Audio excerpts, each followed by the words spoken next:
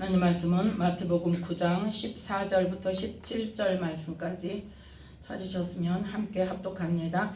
그때에 요한의 제자들이 예수께 나와 가로되 우리와 바리새인들은 금식하는데 어찌하여 당신의 제자들은 금식하지 아니하나이까? 예수께서 저희에게 이르시되 혼인집 손님들이 신랑과 함께 있을 동안에 슬퍼할 수 있느뇨? 그러나 신랑을 빼앗길 날이 이르리니 그때에는 금식할 것이니라. 생배 조각을 낡은 옷에 붙이는 자가 없나니 이는 기운 것이 그 옷을 당기어 헤어짐이 더하게 되며 새 포도주를 낡은 가죽 부대에 넣지 아니하나니 그렇게 하면 부대가 터져 포도주도 쏟아지고 부대도 버리게 됨이라. 새 포도주는 새 부대에 넣어야 둘이 다 보존되느니라. 아멘. 말씀에 은혜가 있으시기 바랍니다. 오늘 말씀은 마태복음 9장 14절부터 17절 말씀까지를 통하여서 새 포도주는 새 부대에 라는 말씀의 제목으로 함께 은혜를 나누고자 합니다. 오늘이 지금 사순절 세 번째 주일이죠. 첫 번째 주일은 마태복음 9장 1절부터 8절 말씀까지를 통해서 죄를 사하시는 예수님의 권세라는 말씀의 제목으로 함께 은혜를 나누었고, 두 번째 주일은 마태복음 9장 9절부터 10절 말씀까지를 통하여서 죄인을 부르러 오신 예수님이라는 말씀의 제목으로 우리에게 뭐가 되게 하시려고? 의의 나무가 되게 하시려고 죄인을 부르러 오셨다는 그 말씀의 제목으로 함께 은혜를 나누었습니다. 오늘 세 번째, 새 포도주는 새 부대에 넣어야 된다는 말씀의 제목으로, 쉽게 말해서 예수님께서 이 땅에 오셔서 죽으시고 부활하셔서 누구를 보내셨어요? 성령을 보내셨어요. 그래서 이제는 구약의 율법의 말씀이 아닌 예수님께서 선포하신 하나님 나라 복음의 말씀을 우리 안에 와 계신 성령님의 깨닫게 하심으로 인하여서 우리가 영의 수준으로 하나님께서 말씀하시는 말씀을 깨달아야 된다는 것을 우리가 함께 말씀을 통해서 은혜를 나누고자 합니다. 그래서 오늘 말씀 보면 14절에 보니까 뭐에 대해서 말합니까? 금식에 대해서 말합니다. 요한의 제자들이 예수께 나와 가로되 우리와 바리새인들은 금식하는데 어찌하여 당신의 제자들은 금식하지 아니하나이까 하고 물어요. 근데 이때 요한의 제자들이 우리는 이 다른 때, 지금이 아니고 다른 때 금식한다 이 말이 아니고, 마가복음 2장을 보면 그때 이미 뭐 하고 있었다? 금식하고 있었다는 거예요.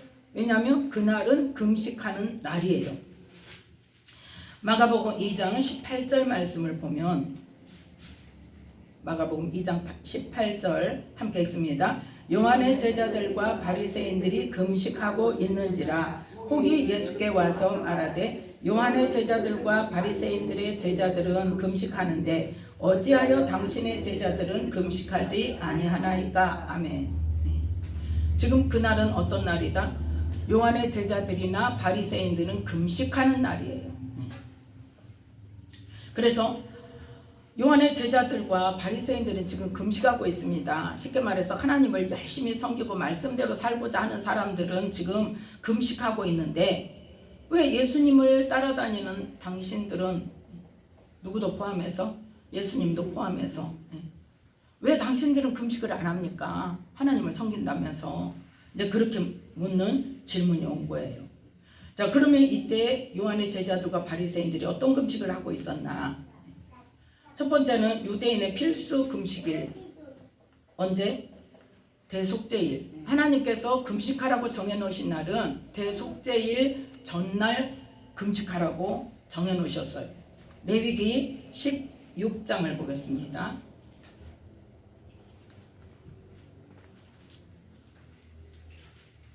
주면 그게 드세요.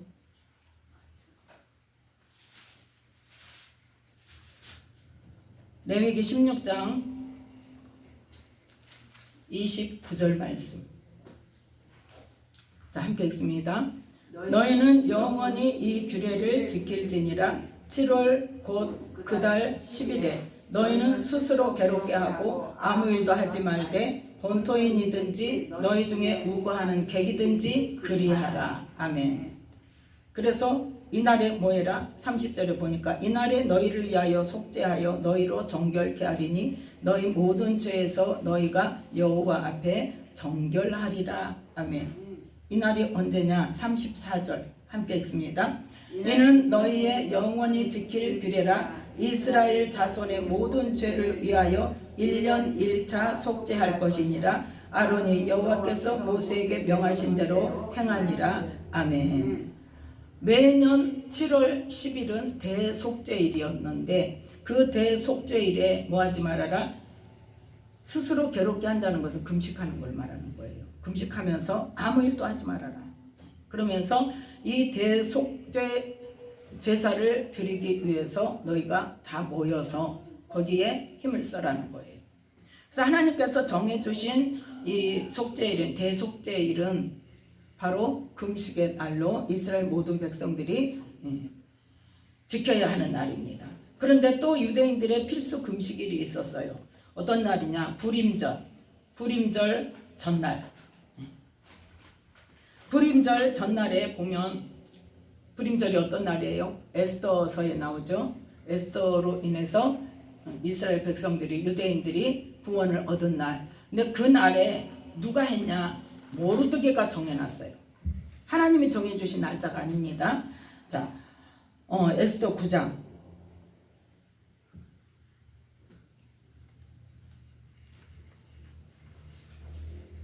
에스더 9장 20절부터 22절 말씀까지. 자.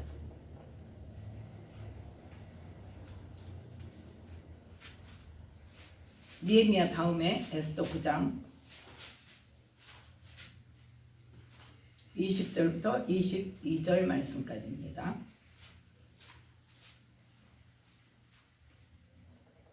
찾으셨으면 20절부터 함께 읽습니다. 모르드게가 이 일을 기록하고 아하수에로 왕의 각 도에 있는 모든 유다인에게 물은 원군하고 글을 보내어 이르기를 한 규례를 세워 해마다 아달월 14일과 15일을 지키라. 이 달 이날에 유다인이 대적에게서 벗어나서 평안함을 얻어 슬픔이 변하여 기쁨이 되고 애통이 변하여 길한 날이 되었으니 이 두 날을 지켜 잔치를 베풀고 즐기며 서로 예물을 주며 가난한 자를 구제하라 하고 정했어요. 그래서 그 불임절을 지키기 바로 전날 뭐부터 이게 이 하나님의 구원이 어디서부터 시작이 됐어요? 에스더의 금식에서부터 시작이 됐죠. 네. 그래서 그 유대인들에게 그 이후로는 불임절을 기념하면서 불임절 전날 유대인들이 필수적으로 금식을 합니다. 네. 또 세 번째는 어떤 날이냐? 예루살렘의 함락을 기념하는 그러한 기념일이 또 있어요. 그때가 언제냐? 아비월 9일입니다.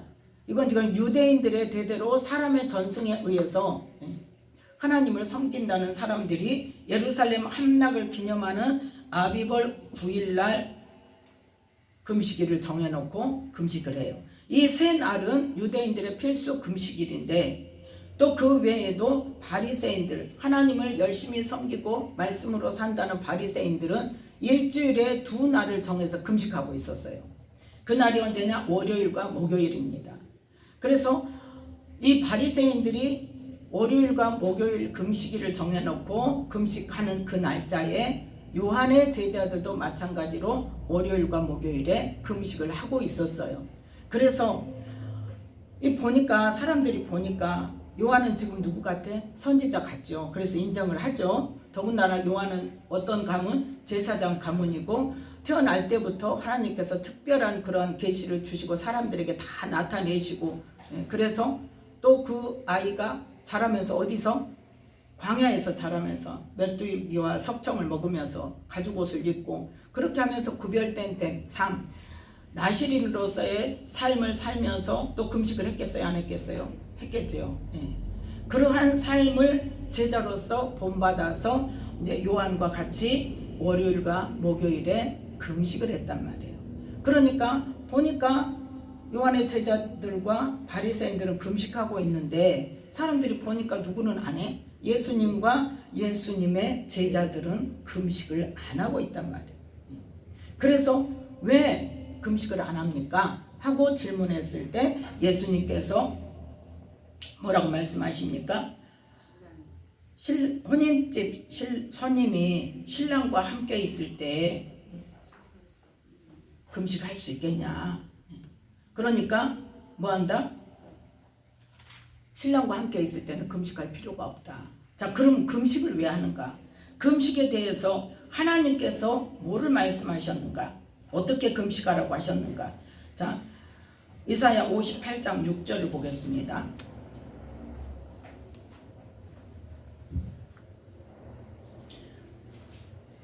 너희들이 금식을 한다고 하는데 하나님께서 기뻐하시는 금식이 무엇인가? 이사야 58장 6절부터 함께 읽습니다. 나의 기뻐하는 금식은 흉악의 결박을 풀어주며 멍에의 줄을 끌어주며 압제당하는 자를 자유케 하며 모든 멍에를 꺾는 것이 아니겠느냐. 또 줄인 자에게 내 식물을 나눠주며 유리하는 빈민을 내 집에 들이며 벗은 자를 보면 입히며 또 내 권력을 피하여 스스로 숨지 아니하는 것이 아니겠느냐. 그리하면 내 빛이 아침같이 비칠 것이며 내 치료가 급속할 것이며 내 의가 내 앞에 행하고 여호와의 영광이 내 뒤에 호위하리니 내가 부를 때에는 나 여호와가 응답하겠고 내가 부르짖을 때에는 말하기를 내가 여기 있다 하리라. 만일 내가 너희 중에서 멍에와 손가락질과 허망한 말을 제하여 버리고 줄인 자에게 내 심정을 동하며 괴로워하는 자의 마음을 만족해 하면 내 빛이 흑암 중에서 발하여 내 어두움이 낮과 같이 될 것이며 나 여호와가 너를 항상 인도하여 마른 곳에서도 내 영혼을 만족해 하며 내 뼈를 경고케 하리니 너는 물된 동산 같겠고 물이 끊어지지 아니하는 샘 같을 것이라. 아멘. 하나님께서 기뻐하시는 금식은 이러한다고. 그런데 지금 이스라엘 백성들이 금식을 어떻게 하고 있냐? 자, 3절 58장 이사야 58장 3절부터 5절 말씀까지 함께 읽습니다. 이르기를 우리가 금식하되 주께서 보지 아니하심은 어찌미오며 우리가 마음을 괴롭게 하되 주께서 알아주지 아니하심은 어찌미니까 하느니라.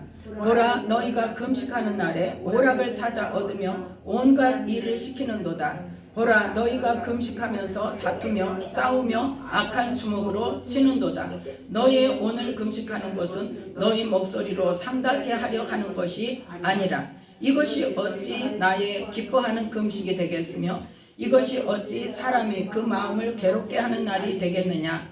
그 머리를 갈대같이 숙이고 굵은 배와 재를 펴는 것을 어찌 금식이라 하겠으며 여호와께 연락될 날이라 하겠느냐. 아멘. 금식을 하는 것이 중요한 게 아니라 뭐가 중요하다? 하나님께서 금식하면서 어떻게 하는 것을 기뻐하시고 받으시는가를 보라는 거예요. 그러면 지금 시대에 어떻습니까? 금식을 왜 하라고 그래요? 금식을 왜 해요? 물론 영적인 그 죄 때문에 금식을 하는 경우도 있고 그렇지만 주로 어떻게 위해서? 뭐 하기 위해서? 내 뜻을 이루기 위해서, 내 기도 제목을 관철하기 위해서 뭐 하듯이 어린아이가 아이들이 사춘기 애들이 뭐예요? 안 들어주면 밥 안 먹고 문 닫고 들어가가지고 나오지도 않고 어째 떼쓰는 거예요. 그러듯이 사람도 그러는데 그러면 들어주지 않냐. 그러니까 이 기도 제목을 뭐 하려면 그대로 받으려면 쉽게 말해서 내 뜻을 관철시키고 하나님께서 그걸 허락하도록 하려면 뭐 해라? 금식해라. 이렇게 시키는 사람들이 많단 말이에요. 그런 마음으로 하는 사람도 많고. 그래서 예수님께서 금식에 대해서 책망하십니다. 자, 마태복음 6장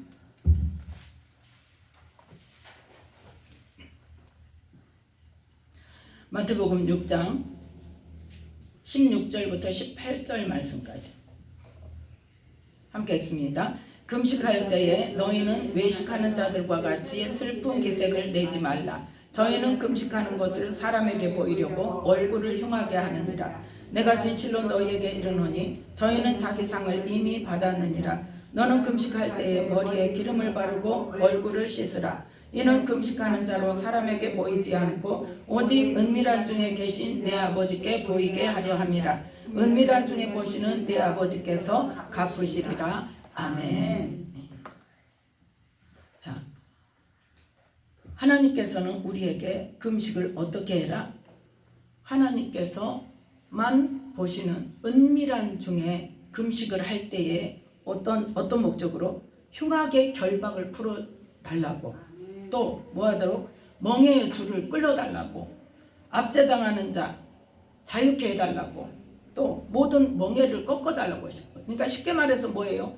악한 영으로부터, 또한 나의 어려움에서, 또 나의 죄에서 어떻게 해달라고? 해결해달라고, 해방시켜달라고, 이 일을 해결해달라고 간구하는 심령으로 주님 앞에 정말 은밀하게 사람에게 보이지 아니하고, 그러한 금식을 하나님께서는 기뻐하신다고 했는데, 지금 그게 계속 뭐더러 의무적으로 형식적으로 하다 보니까 어때요?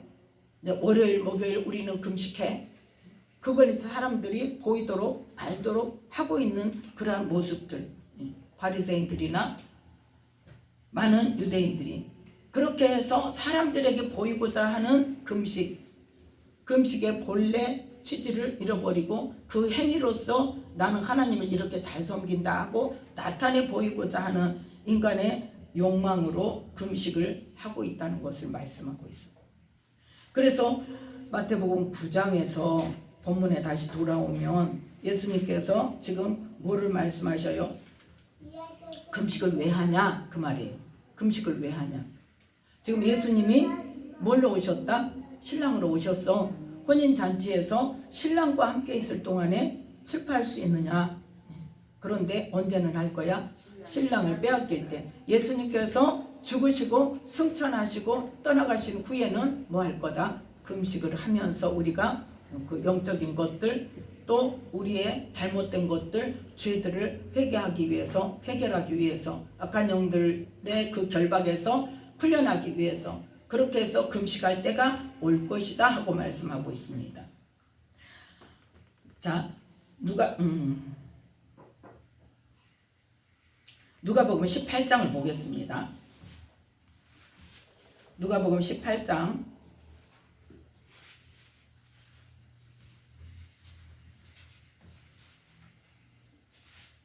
9절부터 12절 말씀까지 함께 읽습니다.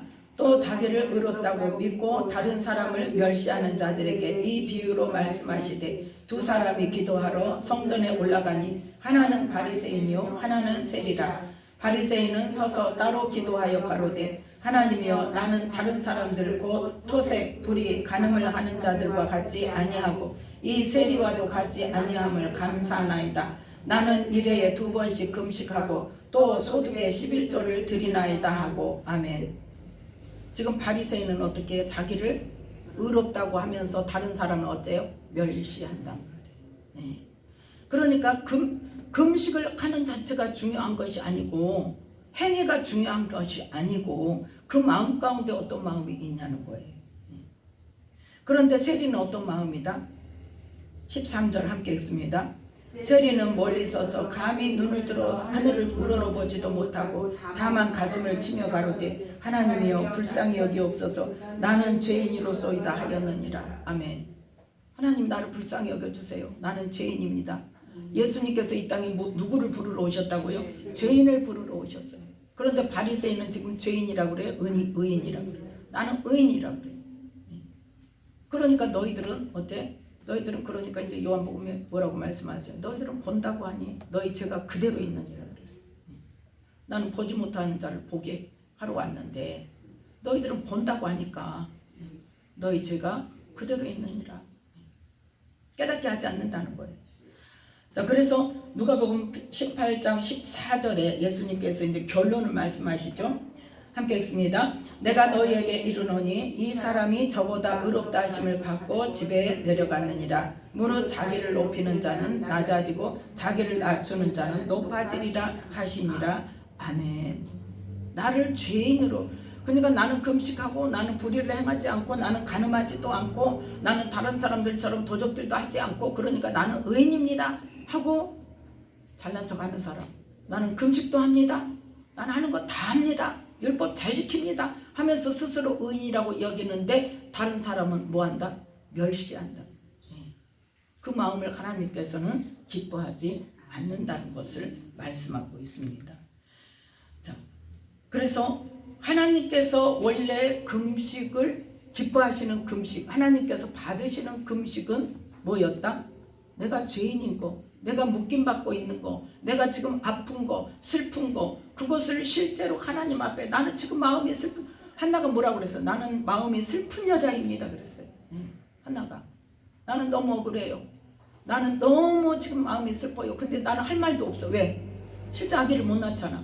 아기 못 낳는 일 가지고 구박을 받는데 내가 할 말이 없고 내가 어떻게 할 수가 없는 거예요. 그러니까 누구한테 가서? 하나님께 가서 나는 마음이 슬픈 여자도, 나는 나를 불쌍히 여겨달라고, 나에게 아들 하나만 주시면, 그러니까 내가 아이를 못 낳는 여자가 아니라는 것만 해달라는 거예요 하나님께. 그러면 하나님께 드리겠습니다. 뭐 아이 여럿이 구했습니까? 아니잖아요. 아들 하나만 낳게 해주시면 내가 하나님께 드리고 더 이상은 내가 바라지도 않습니다 하는데 하나님께서는 어때요? 그 약속을 잘 지키는 한나에게 덤으로 더 주시죠. 다른 자녀들까지. 그러니까 뭘 인정하면 돼요? 나는 마음이 슬픈 사람입니다. 내 마음이 괴롭습니다. 내가 지금 묶여 있습니다. 내가 지금 어려운 가운데 있습니다. 하나님 나를 불쌍히 여겨주세요. 그래서 하나님 앞에 내가 낮아지는 자가 되어야 된다는 겁니다. 그랬을 때 하나님께서는 그 낮아진 그 마음 가운데 스스로 낮추는 자는 하나님께서 높여주실 수 있는 그 은혜를 주신다는 거예요. 그럼 높임을 받을 수 있다는 건 뭡니까? 그 문제를 해결해 주신다는 거죠. 자, 그래서 이 예수님께서 금식하는 자체가 중요한 것이 아니고 하나님께서 어떤 마음으로 금식하는 것을 기뻐 받으시고 기뻐하시는가를 말씀하시면서 나는 지금 뭘로 왔다? 신랑으로 왔어. 그러면서 내가 떠나가고 나면 이 사람들도 금식할 거야. 금식하는 게 중요한 게 아니야. 중요한 건 뭐다? 지금 그 다음에 16절. 자, 마태복음 9장 본문으로 돌아옵니다. 마태복음 9장 16절 17절. 마태복음 9장 16절 17절 함께 읽습니다. 생배 조각을 낡은 옷에 붙이는 자가 없나니 이는 기운 것이 그 옷을 당기어 헤어짐이 더하게 되며 새 포도주를 낡은 가죽 부대에 넣지 아니하나니 그렇게 하면 부대가 터져 포도주가 쏟아지고 부대도 버리게 됨이라. 새 포도주는 새 부대에 넣어야 둘이 다 보존되느니라. 아멘. 전혀 엉뚱한 말씀을 하시잖아요. 전혀 엉뚱한 말씀. 지금 이 말씀은 어떤 말씀이냐? 새 언약으로 오신 예수님을 말씀하시는 겁니다. 이전의 첫 언약 때의 구약의 율법과는 다른 그 율법은 어떤 말씀이에요? 육의 수준의 말씀이에요. 자, 히브리서 9장을 보겠습니다.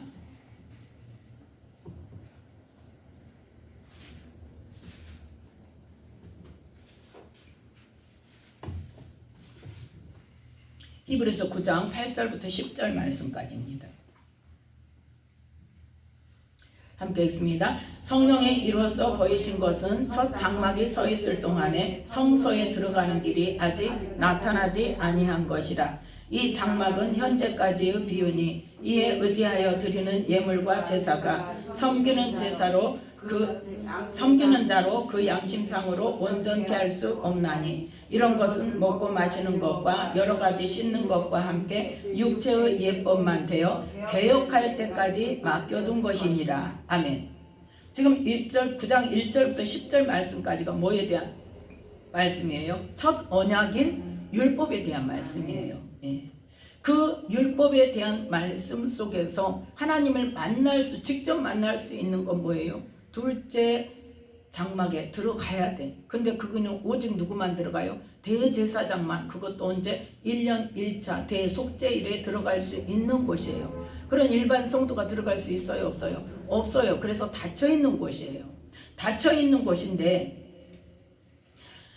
그래서 8절에 성소에 들어가는 길이 아직 나타나지 아니한 거라고 말씀하셨죠.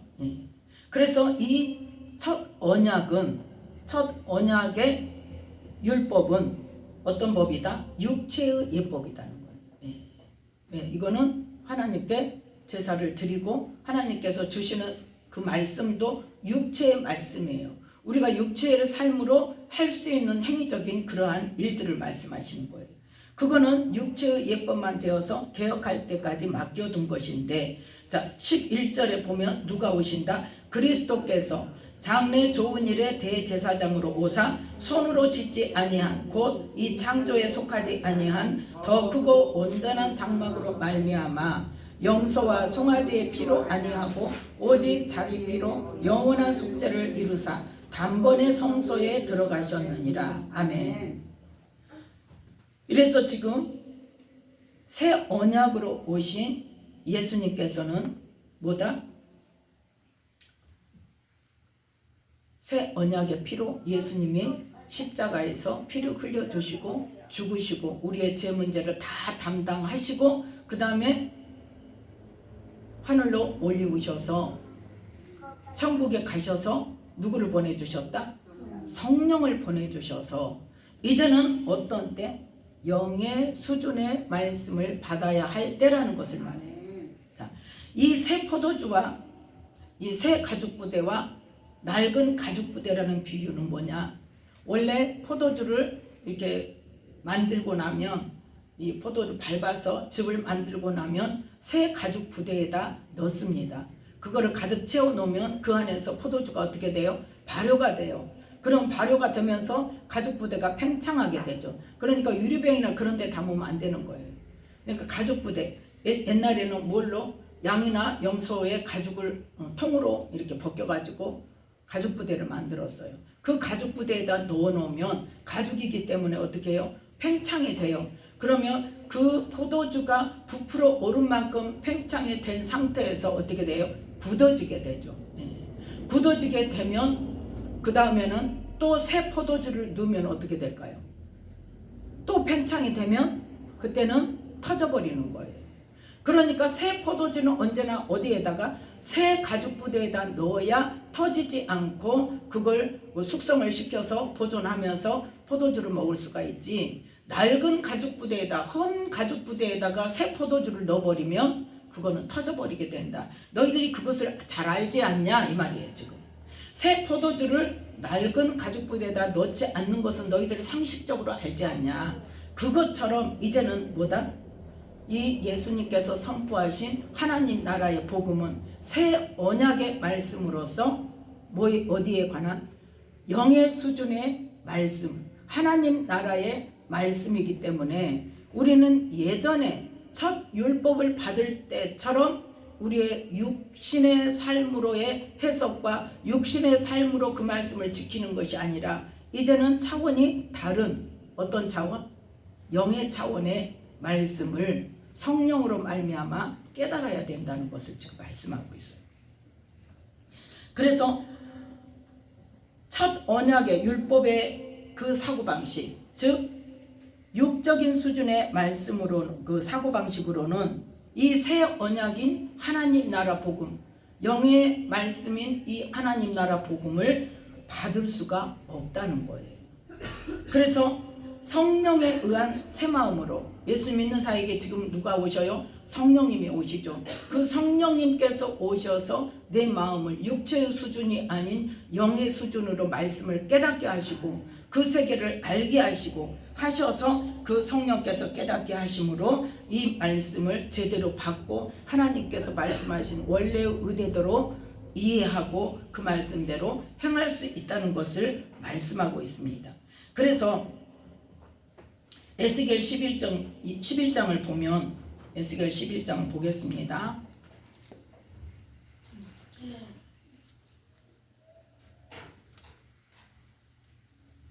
에스겔 11장 19절부터 20절 말씀까지 보겠습니다.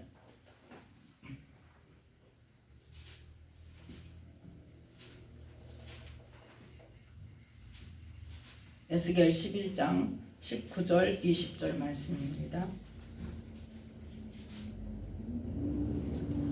찾으셨으면 19절부터 함께 읽습니다. 내가 그들에게 일지한 마음을 주고 그 속에 새 신을 주며 그 몸에서 굳은 마음을 제하고 부드러운 마음을 주어서 내 율례를 쫓으며 내 규례를 지켜 행하게 하리니 그들은 내 백성이 되고 나는 그들의 하나님이 되리라. 아멘. 이게 지금 새 언약에 대한 말씀입니다.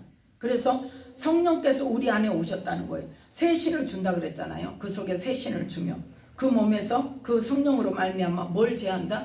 굳은 마음을 제하신다는 거예요. 굳은 마음을 우리가 지금 육체적인 생각과 육체적인 땅의 것으로 말미암아서 우리의 마음이 땅의 수준으로 육체의 수준으로 굳어져 버렸단 말이에요. 그 굳어진 마음을 제거하고 부드러운 마음을 주셔서 성령님께 하나님께 열려진 마음으로 그 말씀을 쫓고 그 말씀을 지켜서 행할 수 있도록 하게 하시겠다는 겁니다. 에스겔 36장을 보겠습니다. 에스겔 36장 더 구체적으로 하신 말씀입니다. 24절부터 28절 말씀까지. 새 언약을 통해서 예수 그리스도를 통하여서 우리에게 성령을 주시고 그 성령을 통해서 우리에게 하시고자 하시는 일을 말씀하고 있습니다. 24절부터 함께 읽습니다. 내가 너희를 열국 중에서 취하여 내고 열국 중에서 모아 데리고 고토에 들어가서 맑은 물로 너희에게 뿌려서 너희로 정결케 하되 곧 너희 모든 더러운 것에서와 모든 우상을 섬김에서 너희를 정결케 할 것이며 또 새 영을 너희 속에 두고 새 마음을 너희에게 주되 너희 육신에서 굳은 마음을 제하고 부드러운 마음을 줄 것이며 또 내 신을 너희 속에 두어 너희로 내 율례를 행하게 하리니 너희가 내 규례를 지켜 행할지라. 내가 너희 열조에게 준 땅에 너희가 거하고 내 백성이 되고 나는 너희 하나님이 되리라. 아멘. 그래서 하나님께서 우리에게 맑은 물을 뿌린다는 건 뭐예요? 은혜를 주시고 이 영의 세계를 알게 하시고 그래서 우리를 모든 더러운 것, 죄와 모든 우상을 섬김에서 우리의 죄를 정결케 하신다는 거예요. 그러면서 뭘 주신다? 새 영을 우리 속에 두셔서 성령을 우리 안에 두셔서 우리에게 새 마음을 주신다는 거죠. 그래서 우리 육신에서 굳은 마음을 제거하고 부드러운 마음을 주셔서 하나님의 말씀을 하나님께서 의도하신 대로 지켜 행할 수 있도록 이끌어 가시겠다는 것을 말씀하고 있습니다. 그러면 성령님께서 오셔서 가장 먼저 하시는 일이 뭐냐? 우리의 굳어진 마음을 부드러운 마음으로 고치기 위해서 가장 먼저 하실 일이 뭐냐? 이사야 61장입니다.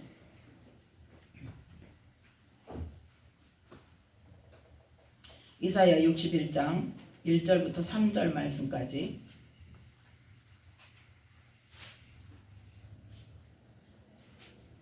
이사야 61장 1절부터 3절 말씀까지 함께 읽겠습니다.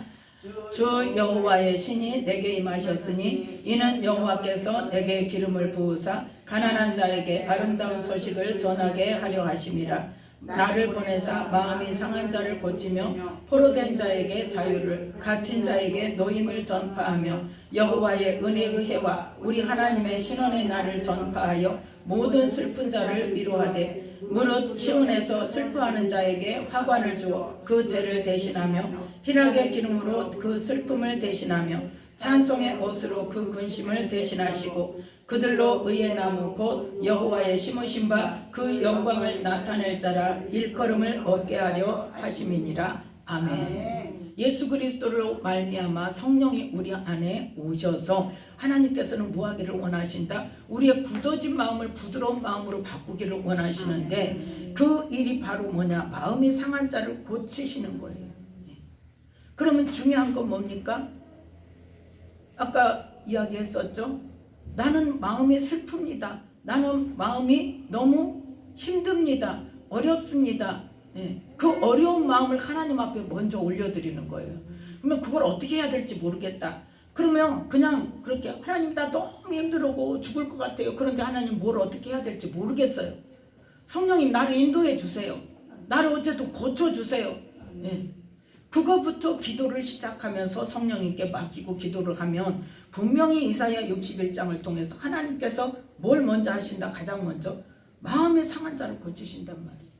마음 상한 마음이 고쳐져야 그 상한 마음을 갖고 역사하고 묵고 있는 이 악한 영을 쫓아낼 수 있어요. 아멘. 이 상한 마음이 고쳐지지 않으면 쫓겨났다가도 어째요? 다시 들어와요. 왜? 내 마음이 고쳐지지 않으니까. 가장 중요한 건 뭐냐? 내 상한 마음, 아픈 마음, 억울한 마음, 분노의 마음, 이것을 먼저 주님 앞에 해결을 받아야 돼. 그걸로 인해서 내 마음이 굳어지고 더 이상 내가 상처받지 않기 위해서 내 마음을 굳게 닫고 있는 그 상태 속에서 나는 괜찮아요. 나는 괜찮아요. 어떤 분이 그랬다니까요. 나는 괜찮아요. 괜찮아요. 그러니까 하나님께서 거짓말한다고 그랬어요. 거짓말한다고. 왜냐? 나는 안 괜찮아. 그런데 하나님 앞에 기도하면서는 어때요? 나는 괜찮아요. 사람들 앞에도 나는 괜찮아요. 그거는 뭐다? 거짓말하는 거죠. 정직하지 못하다 그랬어요. 그래서 우리는 아픈 마음, 묶인 마음, 슬픈 마음, 억울한 마음, 분노하는 마음을 사람한테 풀지 말고 하나님께 와서 하나님 나 너무 억울해요. 아니면 하나님 나 이 분노의 마음을 어떻게 할 수가 없어요. 하나님 나 좀 어떻게 좀 해줘 보세요. 기도할 수 없으면 그렇게라도 하나님 나 좀 살려주세요. 아니 나를 좀 불쌍히 여겨주세요. 내 마음을 좀 주님 받아주세요 해보세요. 네. 하나님 그거 하신다니까요. 하시려고 우리에게 이 말씀을 주셨어요. 그래서 뭐하는 자에게 3절에 보니까 시온에서 슬퍼하는 자에게 화관을 주어 그 죄를 대신하며 희락의 기름으로 내 그 슬픔을 대신하며 찬송의 옷으로 그 근심을 대신하시고 이게 되어져야 하나님께서 기뻐하시는 의의 나무 곧 여호와의 심으신 바 그 영광을 나타낼 자라 일컬음을 받는 사람이 될 수 있다는 거예요. 그래서 우리는 기도가 안 되면 이 말씀이라도 적어서 이 말씀을 그냥 읽어요. 하나님 이렇게 하신다고 했잖아요. 하나님 이렇게 하신다고 했죠. 하나님 마음이 상한 자를 고치신다고 했죠. 하나님 내 상한 마음 고쳐주세요. 하나님 포로된 자에게 자유를 주신다고 했죠. 내 포로된 나의 삶을 자유를 하나님께서 주세요. 이걸 좀 해결해 주세요. 나 갇힌 것을 좀 해결해 주세요. 하나님이 해주신다고 했잖아요. 성령이 오셔서 하신다고 하셨잖아요. 그런데 내 마음에 지금 성령이 와 계세요? 안 계세요? 와 계세요. 문제는 뭐냐? 내가 구하지 않는 거예요. 내가 모르는 거예요. 그럼 이 말씀을 가지고 계속 기도하면서 하나님 이 말씀이 내 말씀이 되게 해주세요. 이 말씀이 나의 실제가 되게 해주세요. 하나님 그런데 내가 어떻게 해야 될지 몰라요. 하나님 해주세요. 하나님 나에게 은혜를 주세요.